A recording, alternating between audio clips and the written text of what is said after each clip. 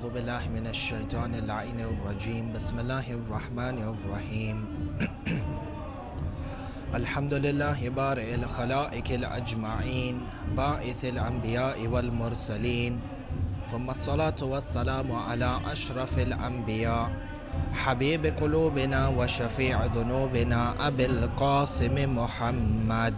اللهم صل على محمد وآل محمد، والصلاة والسلام على أهل بيته الطيبين الطاهرين المعصومين المظلومين، لا سيما ولي الله الأعظم حجة الله ابن الحسن صاحب الأمر والزمان، روحي وأرواح العالمين له الفداء، ولعنة الله على أعدائهم أجمعين من الأولين والآخرين إلى قيام يوم الدين.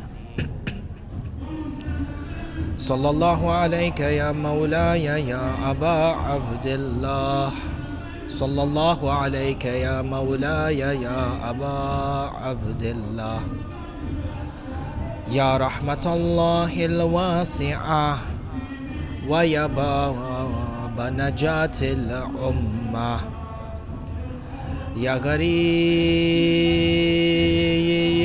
الغرباء، يا مظلوم كربلاء، السلام على من جعل الله الشفاء في تربته، السلام على من الإجابة تحت قبته، السلام على ساكن كربلاء. فيا ليتنا ثم يا ليتنا كنا معكم سادتي يا سادتي، فنفوز فوزا عظيما.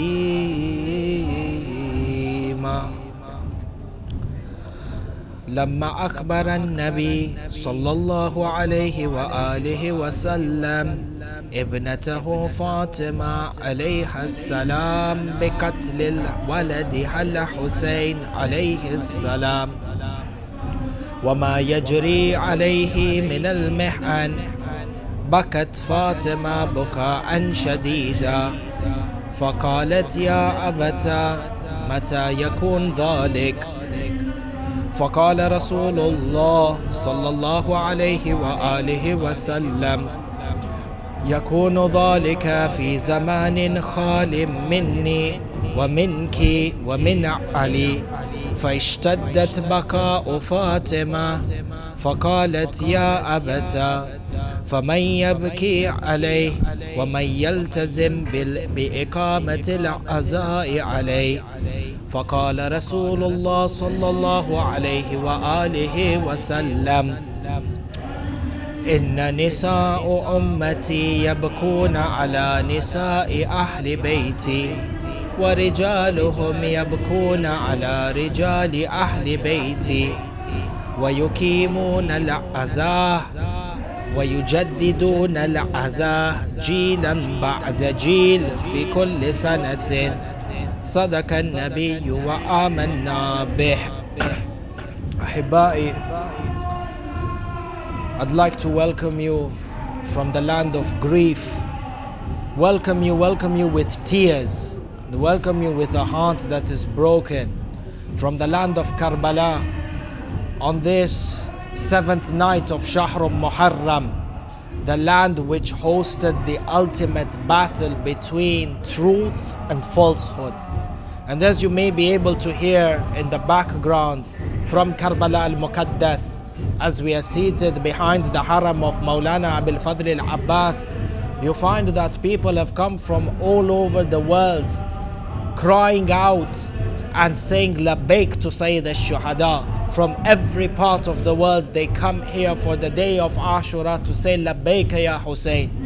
These cries that you hear behind me are cries that are a response to Sayyid al-Shuhada 1400 years back, the grandson of the Prophet was surrounded by enemies and said, Hal min nasirin yansurna. 1400 years later, this call resonates and people are saying labbaik. Congratulations to them. And we pray to Allah subhanahu wa ta'ala to give all of us an opportunity to be here in Karbala and to pledge our allegiance to Imam Sayyid al-Shuhada, salawatullahi wa salamuhu alayhi. In this narration which we narrated at the end of the khutbah, there is a conversation that occurs between Rasulullah sallallahu alayhi wa sallam and Sayyidat Nisa al-Alameen salawatullahi wa salamuhu alayha.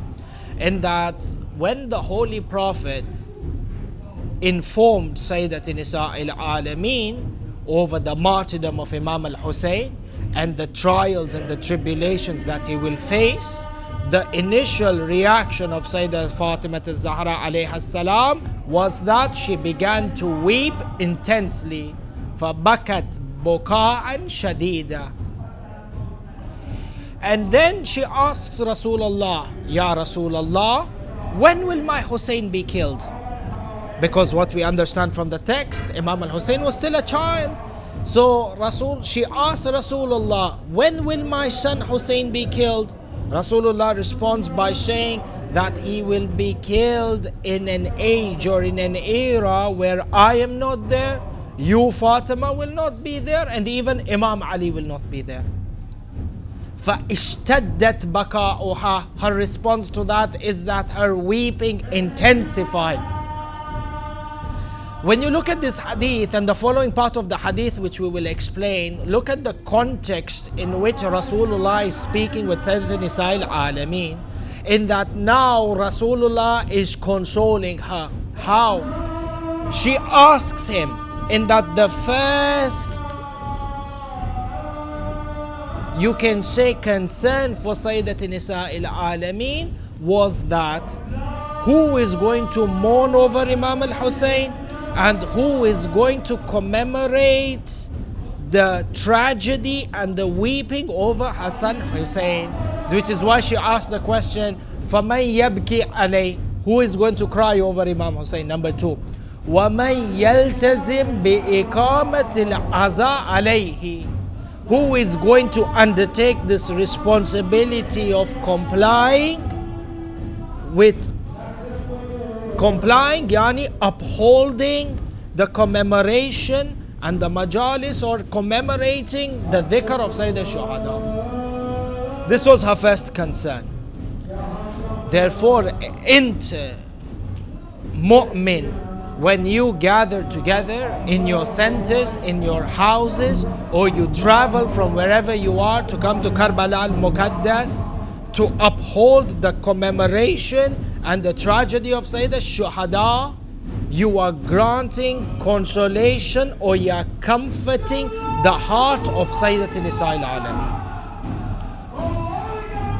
Because this hadith over here, Rasulullah in essence is consoling Fatima alayha salam. She's weeping intensely and the Imam is consoling her.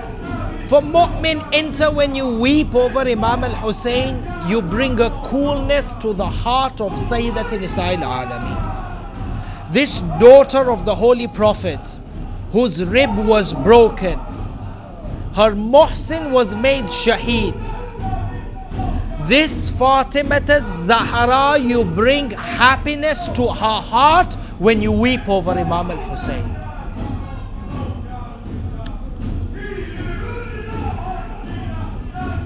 And you find that Rasulullah says that from my nation, Nisa'un min ummati yabkuna nisa'i ahl bayti. There will be a nation from my nation, the women from my nation will weep over the women of Ahlul Bayt. وَرِجَالُهُمْ يَبْكُونَ عَلَى رِجَالِ أَهْلِ بَيْتِ. And the men from my nation shall weep over the martyred men from my Ahlul Bayt. وَيُكِيمُونَ أَوْ وَيُجَدِّدُونَ الْعَزَاءَ عَلَيْهِمْ جِيلًا بَعْدَ جِيلٍ فِي كُلِّ سَنَةٍ. Rasulullah comforts Sayyidat Nisa al-Alameen every generation, year after year, there will be a group of men and women from my ummah who will undertake the responsibility of commemorating the legacy of Sayyid al-Shuhada. This is the best way Rasulullah could console Sayyidati Nisa'il Alameen. Look at the beginning of the hadith. The hadith says, فَإِشْتَدَّتْ بَكَاؤُهَا فَإِشْتَدَّتْ بُكَاؤُهَا. The weeping of Sayyida Fatima intensified. One scream, one wail, one tear from Sayyida Fatima is sufficient to make the seven heavens tremble in its entirety.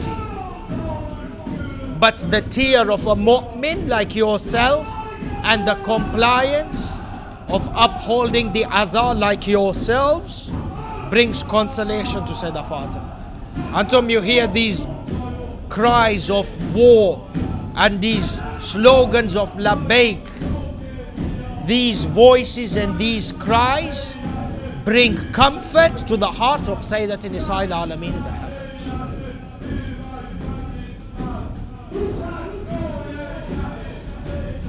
The commemoration which we uphold, Rasulullah prophesies that there will be that nation. فَإِنْتَ janab, it is if you wish to be from that promised nation of Rasulullah, then it becomes our obligation to exert all our effort and all our energy and all our time in making sure that we uphold the commemoration of this legacy in its entirety without any taksir. The one. When it comes to commemorating and upholding the legacy of Sayyid al-Shuhada, the mannerisms in which the commemoration or the legacy is commemorated collectively is known as Sha'air al-Husayniyya. The Sha'air Husayniyya. This, ulama of mantiq, for example, scholars of logic will tell you that this term Sha'air Husayniyya is a kulli, is a universal concept, and underneath it, it has a number of misdaq. Misdaq yani avenues, in that this term commemoration of the legacy of Sayyid al-Shuhada can be actualized or manifested through a number of mannerisms or a number of avenues. So for example, one of the mannerisms of upholding the Sha'air Husayniyya is to hold and to participate in a majlis. Majlis is one of the most important aspects of upholding the legacy of Sayyid al-Shuhada, where a number of the mu'mineen and even those who are non-Muslims gather together and they commemorate the dhikr of Sayyid al-Shuhada. They recount the manner in which he was brutally killed and massacred in a gruesome manner. These majalis, the divinity and the azama of this majlis can be understood from, for example, two perspectives. There are a number, we shall discuss two. The first one is that within this majlis, you are able to perform tabligh. The majlis is a platform of tabligh. Every year, thousands, if not tens of thousands of people find the light and find guidance through the majalis of Imam Husein. Perhaps he's a Muslim by name, he's a Shia by name, but not practicing. That motivation to practice, this inspiration is gained within the majalis of Imam Husein. You find the person who was not even Shia to begin with, but he finds Siratul Mustaqim through the majlis of Imam Husein. Therefore, the commemoration of the dhikr of Imam Husein becomes a medium of tabligh. This is the first importance. It becomes a medium of tabligh. And you find for this reason, governments and dictators went through great extent to prevent the upholding of the majalis Husseini.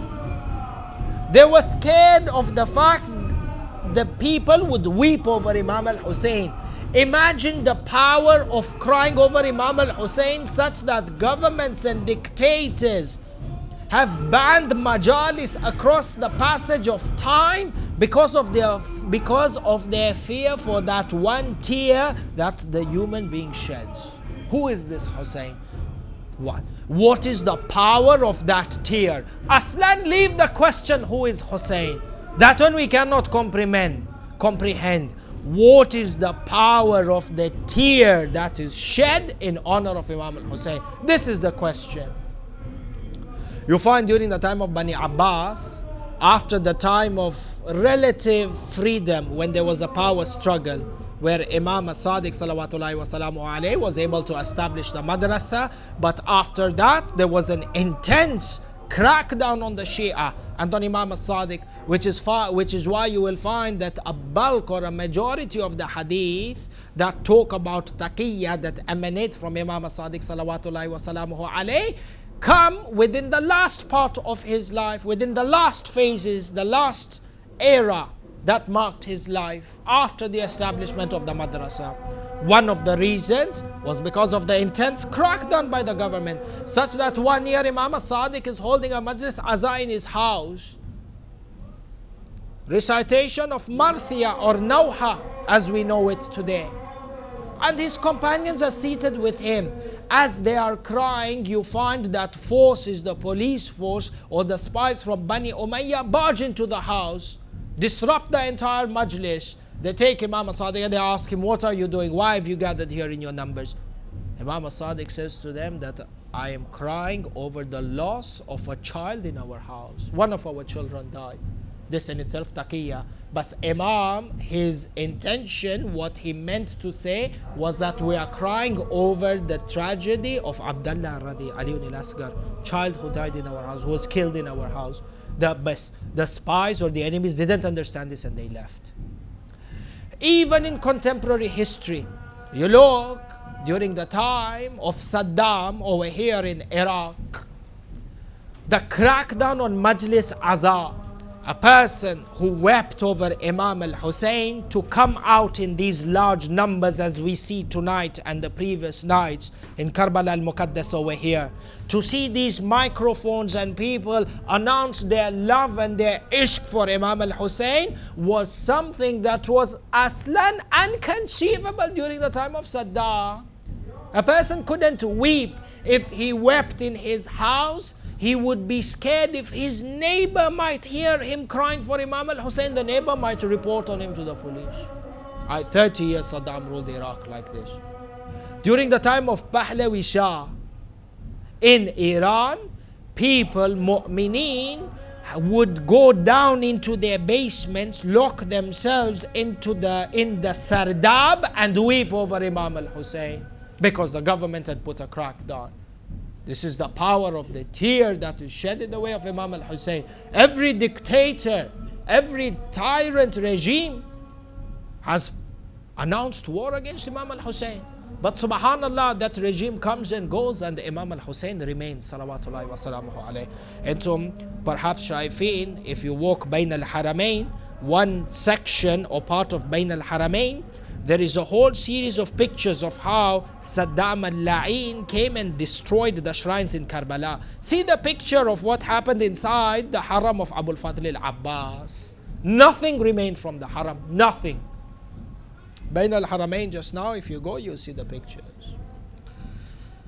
For the Majlis Husseini, the power that it has, the power of inspiration that it generates within the hearts of the listeners is a power that is not restricted, that has no limitations. In this day and age, when we have the ni'mah of media, it becomes important for us to use this media as a tool to give the madhlumiyya of Imam al-Hussein a global voice. Today, How many channels are broadcast, whether they are in English or in Arabic or in any other language? You have Majalis Husseini broadcast throughout the year, which reaches potentially every corner of the world. At a time, look at how Allah subhanahu wa ta'ala has blessed us in this day and age. We were living at a time 30 years back where a person who wanted to say Ya Hussein would go down to his basement and whisper Ya Hussein out of fear. 30 years later today, the Shia says Ya Hussein on global satellite media, which is heard in every corner of the earth. Ni'mah from Allah, but ni'mah which we have to capitalize on. Ensure that this golden opportunity that we have, we maximize it, we do justice to this ni'mah in order to ensure the message of Imam al-Husayn is maximized. Media is an absolutely important tool in achieving this goal. Tabligh, number one. Number two, the importance of establishing Majlis Aza is that when mu'mineen in every age and every generation gather together, they revive the tragedy of Karbala. Every year it comes to life. If commemoration of Majalis Husseini was to be removed and was to be stopped altogether, then the event of Karbala would simply remain an event which is buried within the books of history. It becomes a historical narration that happened 1400 years ago. You look at other revolutions where there is no commemoration, where there is no revival of those dates or those goals. They have become events that are buried in the books of history and stored and shelved in the libraries. Whereas commemoration of Majalis, every year Karbala comes to life. Every year on the 8th of Muharram, for example, or on the 7th of Muharram, for example, it is as if today Abul Fadl al-Abbas is alive between us. When you listen, the day of Ashura comes, the mu'min is in a frame of mind that I'm not commemorating something that happened thousands of years ago. Allah, he says, Karbala is happening today, Asr, today Imam al-Husayn will be martyred. To revive the event of Karbala and bring it to life, to ensure that the potential and the zeal does not fade away, and it is not an event that is buried within the books of history. Therefore, the Majalis in essence plays a crucial role in making the revolution of Imam al-Husayn an eternal revolution. That flame and that spark remains eternal. It challenges time and it challenges oppressors because of its revival. For this reason, if you notice on the day of Ashura, Sayyid al-Shuhada cries out. And perhaps he said this a number of times. One time which is recorded in the Maqtal, after the istishhad and the martyrdom of Abul Fadl al-Abbas, Maulana al-Abbas, he stood in the battlefield and he said, Hal min nasirin yansurna? Hal min mughithin yughithuna? Who was Imam al-Husayn directing his khitab towards? There are maybe 5 or 6 answers. We'll discuss one dimension. The voice of the Imam and the call of an Imam, nida, the call of an Imam is never restricted to a certain time or to a certain space. Just like the way the Imamat of Sayyid al-Shuhada is not restricted to the people of his time. His Imama and his authority subdues or overshadows time and space. The Hujjiyya or the authority of Sayyid al-Shuhada is obligatory or encompasses us today, 1400 years later, just the way it encompassed the people in 61 AH. Imam is not restricted, his authority is not restricted to time or space. Similarly, the call of the Imam, the nida of the Imam is not restricted to time or space. When Imam Hussein made that call in Karbala in 61 AH, Hal min nasirin yansurna, this call stretches out to us even today. And just like it was wajib to respond to the call of the Imam then, it is wajib for us to respond to the call of Imam today. How? How do we respond to the call? By giving light and giving a voice to his oppression. How is this done? Janab through Majlis Aza. Therefore, your participation in a Majlis Aza makes you from amongst the Ansar of Sayyid al-Shuhada. Because in essence, by you participating in this Majlis, you are ensuring the eternity of the message across the passage of time. And for this reason, if you look at the Majlis Aza through this philosophy, then we start to understand why there is so many divine rewards given to the people who attend the Majalis and cry for Imam al-Hussein. Allah subhanahu wa ta'ala for one tear gives Jannah. Over here for one step, 1,000 Hajj and 1,000 Umrah. Why? You understand the greatness of the action which you are performing by looking at the greatness of the reward that is given to you. If the amal was not azim, if the amal was not great, then the thawab would not be great. But your participation and your tears is ensuring that the revolution is eternal. This madlumiyya, this oppression of Sayyid al-Shuhada is given a voice. Therefore, one avenue of Sha'air al-Husayniyya, or one manner of commemorating the legacy of Sayyid al-Shuhada, is upholding majalis. This is one. A second avenue or a second mannerism is the institution of latam or matam as we know it. To beat the chest or the face or the head or the back with all its intensities forms a crucial and an integral part of commemorating the legacy of Sayyid al-Shuhada.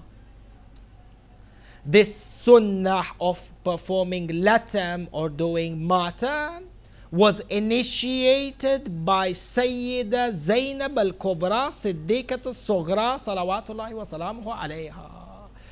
You refer back to the Maqtal of Sayyid ibn Tawus. He says on the 11th of Muharram, when the women were taken as captives, Umar ibn Sa'ad commanded that the women should be made to walk through the Maidan, through the battlefield. And when they walked through the battlefield and they showed the mutilated and beheaded bodies of the companions of Imam al-Hussein and the mutilated and decapitated bodies of Ahlul Bayt, Sayyid ibn Tawus says, فَسِحْنَا وَلَتَمْنَ وُجُوحَهُنَّ فَصَاحَتْ زَيْنَبْ عَلَيْهَا السَّلَامُ وَمُحَمَّدًا هذا الحسين بالعراء مرمل بالدماء مقطع الأعضاء وبناتك سبايا. Sayyid ibn Tawus says, when they were brought in through the Maidan and they showed the bodies mutilated, decapitated, covered in blood, sihna wa latamna. Sihna, they wailed out. Who? The women of Ahlul Bayt. Kulthum, Rabab, Layla, Sukaina, Ruqayya, Sayyida Zainab. They wept out, as in they lamented in the highest of their voices. Sihna, yani to scream and to wail out of grief. وَلَتَمْنَ وُجُوحَهُنَّ. They began to beat their faces out of grief. And Sayyida Zainab cried out. At this time, she called out to Rasulullah, Wa Muhammada, Hadha al-Hussein, this is your Hussein bil-Ara on the plains of Karbala. Murammalin bid-dima, covered in his blood. Muqatta' al-A'dha, his body parts have been trampled upon, his entire body has been trampled. And your daughters are taken as prisoners. Therefore, this sunnah of performing matam and latam is a sunnah that was established by the daughter of Amir al-Mu'mineen, that lady who Imam Zainul Abidin says, Enti alhamdulillah alima ghair mu'allama وَفَحِمَ غَيْرْ مُفَحَّمَةٍ. Teacher who was untaught, who has understood the depths of knowledge without any having taught her. Inspiration from Allah. To perform matam is a sunnah, which is a sunnah Zainabi. Therefore the mu'mineen, when they stand together and perform this matam, they are upholding a sunnah. This is one. Number two, this latam and matam in all its intensities signifies a number of things. It has a philosophy behind it. Number one, it is an expression of grief and intense anguish. It's an expression of intense grief and an expression of your anguish over the gruesome manner in which the Ahlul Bayt have been martyred. This is one. Number two, it signifies your loyalty and your love and the pledge of allegiance towards Sayyid al-Shuhada. Because when you stand and you beat your chest, in essence what you are saying is that, Ya Aba Abdullah, my love and my loyalty towards you surpasses the pain and the limitations that I face through my body. This is the entire philosophy of the latam. That no matter how much pain you are going through, no matter how restricted the capacity or the capability of your body is, Ya Aba Abdullah, I love you more than my body, and I'm willing to experience pain in the sake of your love. I'm pledging my allegiance to you. This is what the institution of latam or matam signifies. Therefore, if we understand this in the process of pledging allegiance or exhibiting extreme love, if a person sheds blood in this process, either from his head or his back or his chest, then there is absolutely no problem. It denotes a high level of love and loyalty. I'm willing to sacrifice my body for you, and this is my proof. A person might come forward and may ask, Shaykhuna, do we have any dalil, do we have any proof from within our sharia that it is acceptable to perform aza at such an intense level such that it results in the extraction of blood from whether it is the head or the back or the chest? The answer, there are about perhaps 12 answers, if not more, 12 that I've been able to come up with. One of them, the proof from Ziyarat al-Nahiya itself. Ziyarat al-Nahiya al-Mukaddasa, as you know, is a na'i or a musibah of Sayyid al-Shuhada, which is recited by Imam Sahib al-Amri wa Zaman himself in the form of a ziyarah. If a person recites Ziyarat Nahiya, advice to myself and advice to you and to all the viewers, whether you are in Karbala or not, to recite Ziyarat al-Nahiya on the day of Ashura and try and sense the pain of Imam Sahib al-Amr in regards to Karbala.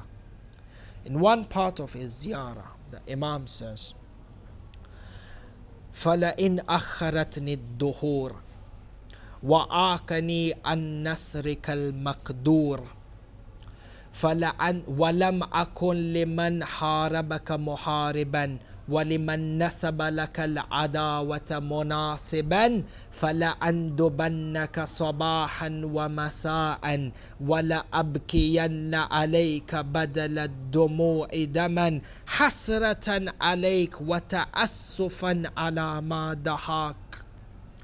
The Imam says, because I was separated from you, Imam Sahib al-Amr is talking to Sayyid al-Shuhada.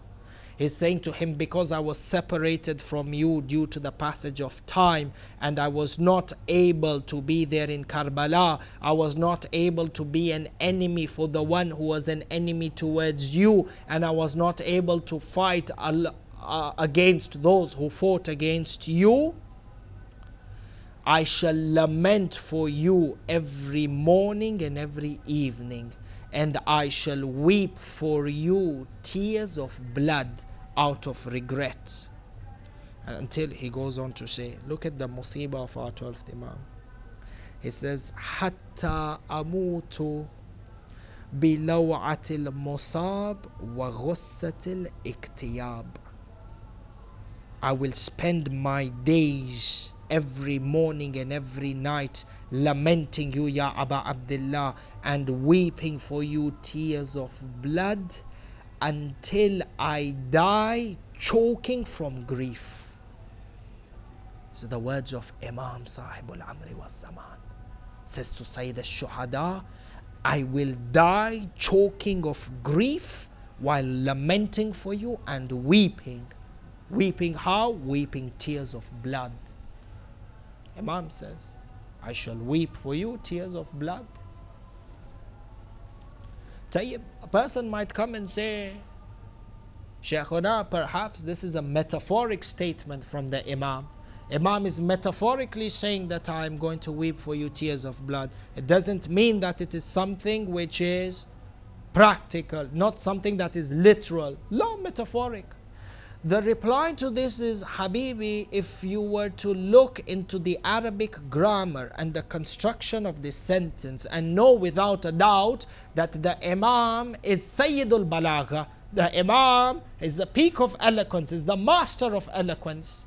When you look at the structure of this sentence, it shows that if a person assumes the sentence of the 12th Imam is metaphorical, that means he has violated each and every rule of Arabic grammar. Because the construction of the verb, the tense and the particles used denote absolute occurrence and not metaphoric.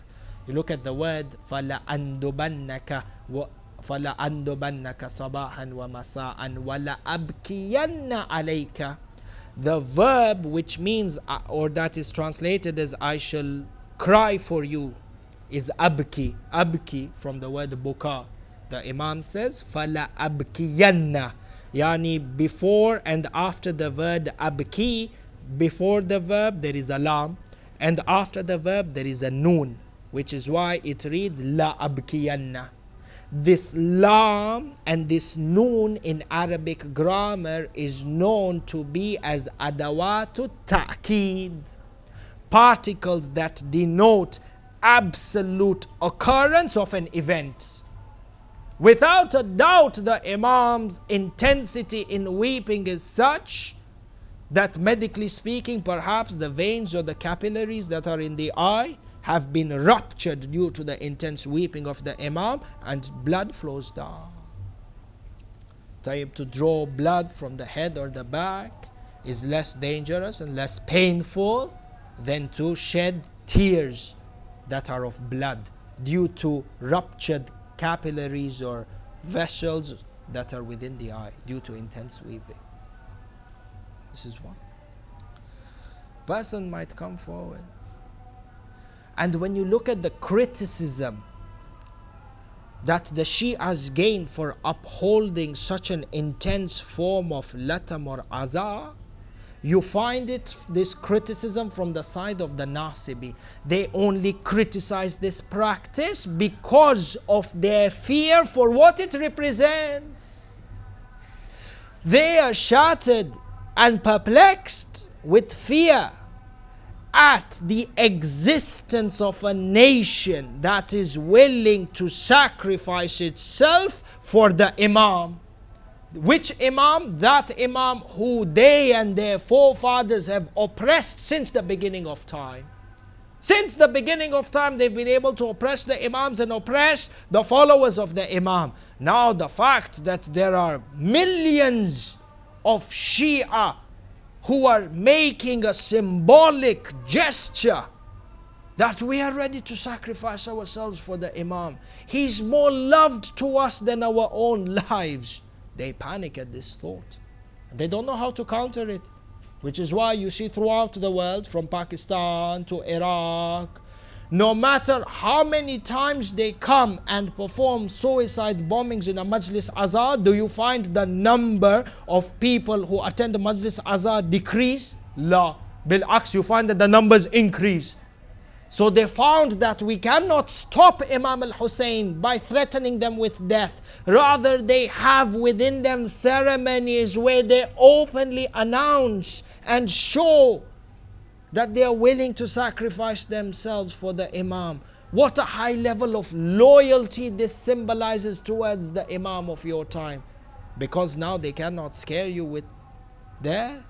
They resort to another tactic, which is criticism and mockery.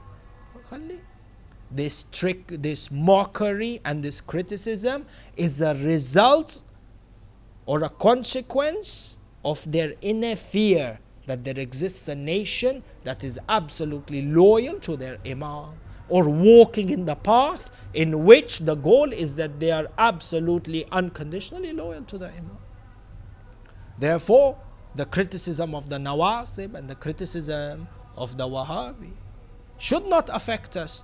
In order for me to please him, I give up a token or a gesture that symbolizes loyalty towards the Imam. No. Perhaps somebody can come and say, Shaykhuna, that such type of aza gives Islam a negative image in the media. People end up saying that Islam is a violent religion and an aggressive religion, and these are acts that are barbaric. How do we counter this argument? The answer to this, number one, who is the media? Which media is criticizing us for our actions and our belief and our display of loyalty? This same media that doesn't have the decency to condemn the thousands of children killed in war, for example, in Palestine. This same media that doesn't have the decency to condemn the ruling regimes that oppress the people of Bahrain. This media that doesn't have a sense of any morality, that doesn't have a moral compass. This media, we are going to take their word and believe them and their opinion of what Islam is? Who is this media? What credibility do they have? They don't have the decency to condemn the most basic crimes committed against children in Palestine, against the nation of Bahrain. And now I am going to give up my faith, and I'm going to give up expressing my loyalty to Sayyid al-Shuhada in order to satisfy this media that has absolutely no moral compass. Aslan, what is the view? Aslan, what is the value of the words of this media? The image that they portray of Islam, does it hold any credibility? No. Aslan, they have lost their credibility when they do not have any justice when it comes to supporting haq and denouncing batil. To satisfy this media, and even if I leave my belief, will this change the media's attitude in the way that it portrays Islam? No. In fact, the opposite. When they see that you are willing to sacrifice one aspect of your religion, they will intensify the criticism on Islam to ensure that you leave all other practices of Islam. They shall not be happy until, for example. This is one. Number two, if the media comes and says that this type of latam and aza is one which is barbaric, then this form of criticism is actually a sign of hypocrisy from the media itself. Why? This atheist media,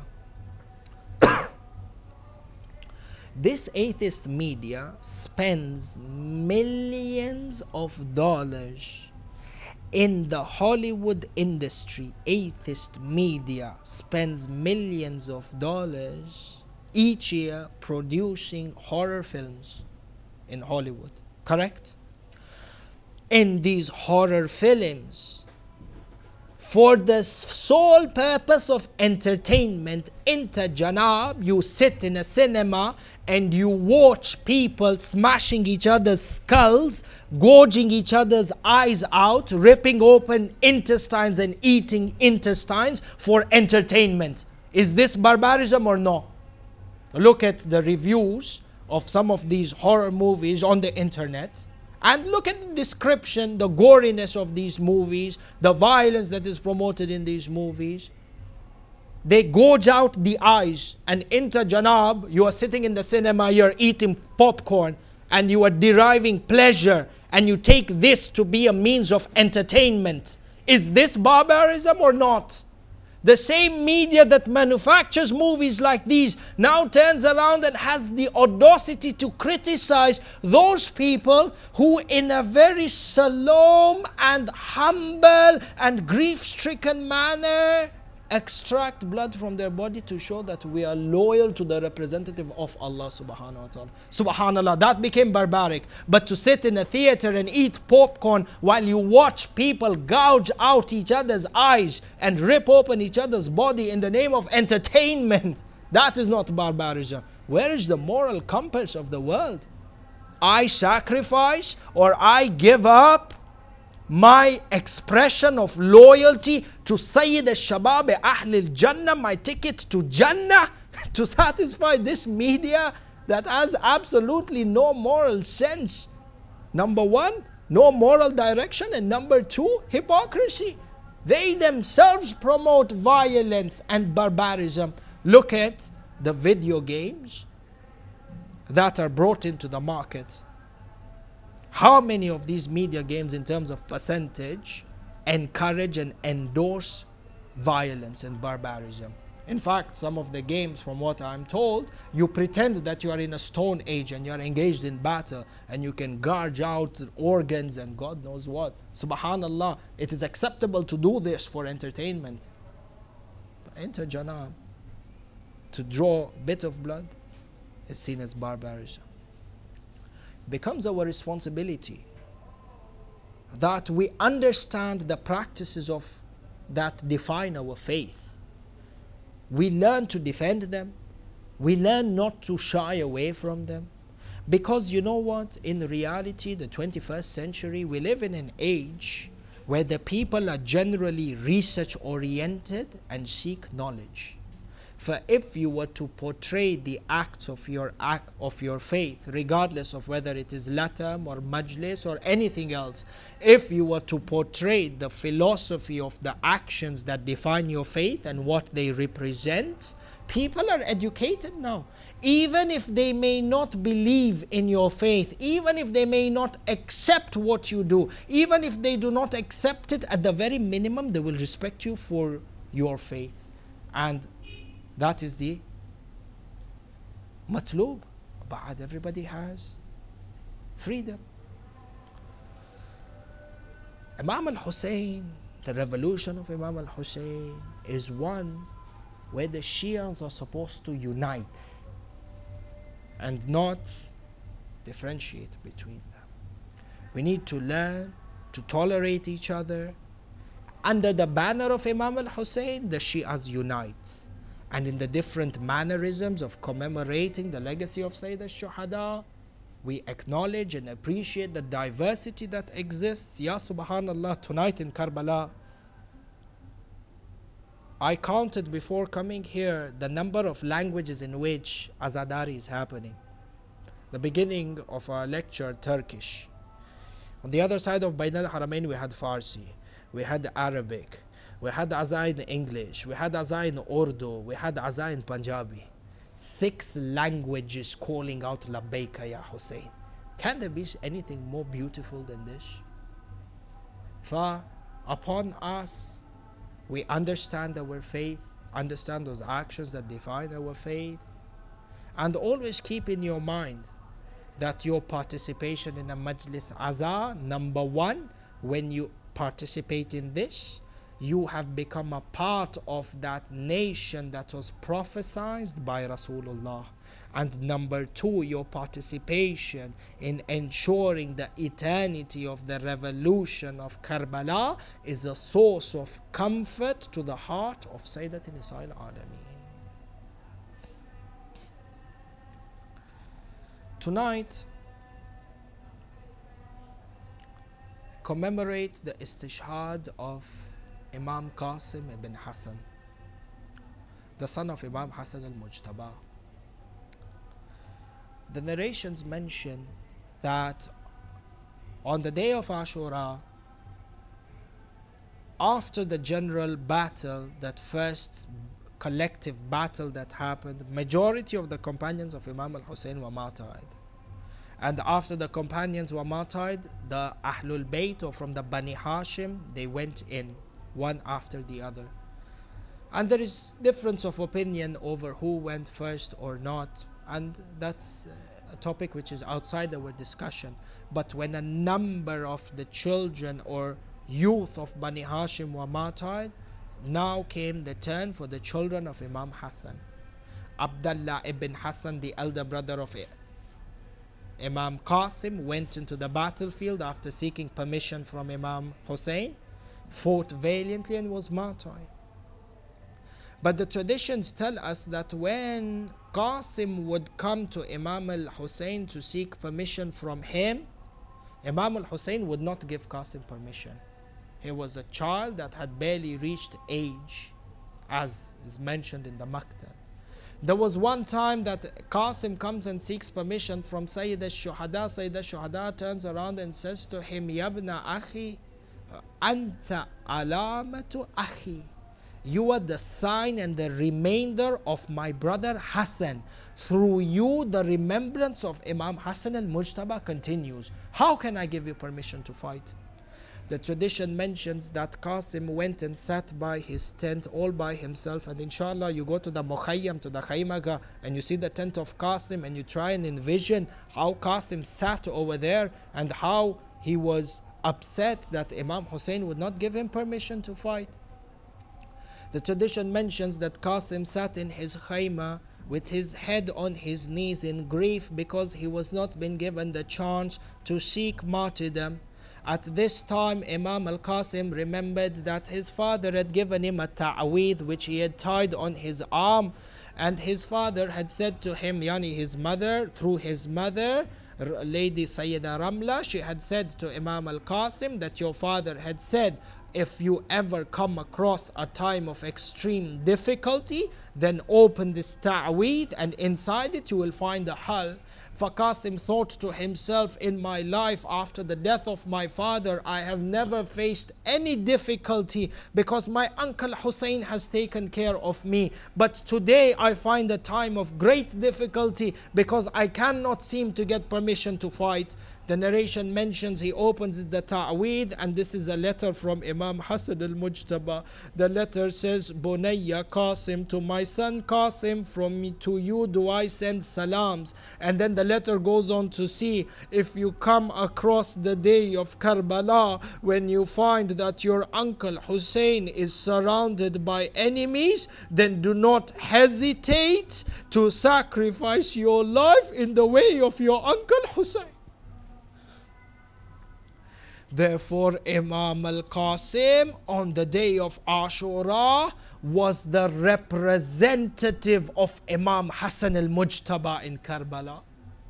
Which is why the narration mentions that Qasim went running towards Sayyid al-Shuhada and he gave him the letter. When Imam al-Husayn read the letter and the wasiyah from Imam al-Mujtaba, he began to weep bitterly and he hugged Qasim.